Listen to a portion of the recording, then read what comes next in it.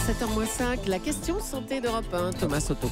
Votre Maxime valise, Schmitt. oui, c'est moi, Julie. Votre valise est peut-être prête pour ce week-end prolongé du 14 juillet, ou plus simplement pour les vacances d'ailleurs. Mais avez-vous pensé à la trousse à pharmacie? Que mettre dedans? Bonjour, docteur Kierzek. Bonjour Maxime. On a toujours peu de place dans ses bagages, on va pas se mentir. Rassurez-nous, on ne doit pas emporter des tonnes de médicaments ou de pansements, etc. dans une trousse à pharmacie. Alors on peut trouver des mini-trousses qui vont prendre une mini-place. Le problème c'est qu'il y a le strict minimum à l'intérieur, des pansements, un peu de sparadrap, et qu'il va falloir de toute façon compléter cette trousse-là sans qu'elle devienne démesurée. Mais il va falloir rajouter un certain nombre de choses. Bon, en fonction de sa destination, on adapte la trousse? Alors bien sûr, en fonction de sa destination, mais avant tout en fonction de sa pathologie. Si vous avez une pathologie chronique, bien sûr, il va falloir mettre de quoi vous traiter, donc le traitement chronique. Et puis en fonction de la destination, alors si vous allez vers des destinations un peu chaudes, un peu exotiques, il va falloir un certain nombre de médicaments, des ralentisseurs du transit pour la fameuse Tourista, des antiémétiques si vous prenez la voiture, pour éviter les vomissements des enfants dans la voiture. Et puis faites le point avec votre médecin et votre pharmacien, parce qu'il faudra peut-être une prévention anti-palustre, le paludisme, vous savez, cette maladie qui est transmise par les moustiques.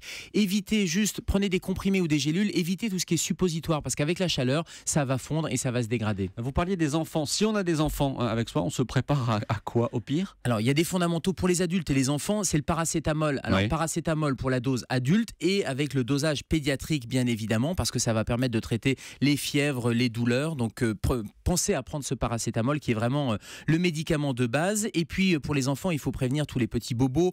Et en cas de bobo, des sprays désinfectants, des sparadraps qui seront waterproof, qui vont résister à l'eau. Et puis, il existe des sprays hémostatiques. Vous savez, si vous avez une petite plaie, ça va arrêter l'hémorragie juste en faisant pchit dessus. Et n'oubliez pas le carnet de santé des enfants à rajouter dans la trousse. Du fait que nous sommes en plein été, est-ce qu'il y a des choses spécifiques à emporter?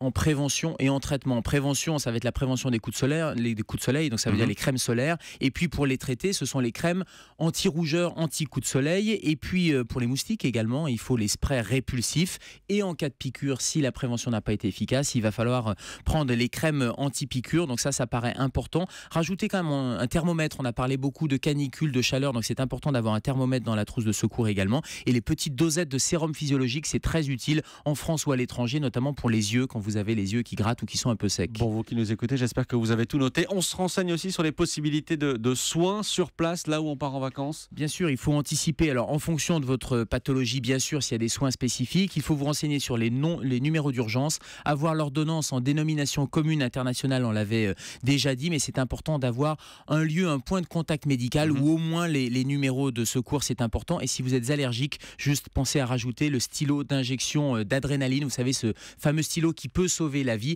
Ce sont des stylos qui ne se gardent plus au frais, donc c'est très pratique pour mettre dans la trousse de secours et dans la valise. Les conseils du docteur Kierzek dans la question santé d'Europe 1 tous les matins à 7h-5 sur Europe. Merci beaucoup Gérald. À lundi. À lundi Maxime.